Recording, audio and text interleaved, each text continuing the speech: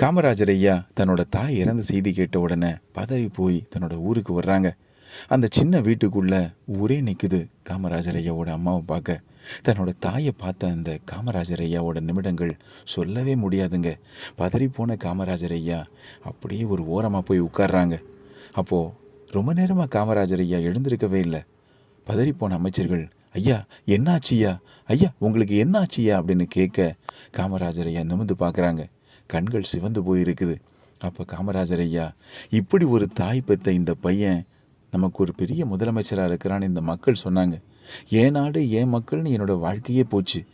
கடைசி நிமிஷத்தில் எங்கள் அம்மா என்ன பதறினாலோ, இந்த பையனை கல்யாணம் ஆகாமல் இத்தனை வயசில் தனியாக விட்டுட்டு போகிறோமே, இவன் எப்படி வாழ போகிறான், என்ன பண்ண போகிறான், கடைசி நிமிஷம் வரைக்கும் நம்மளை பார்க்கலையேன்னு அந்த தாயோட மனசு எப்படியெல்லாம் பதபதச்சிருக்குமோன்னு சொல்லி ரொம்ப வருத்தப்பட்டாங்க காமராஜர் ஐயா.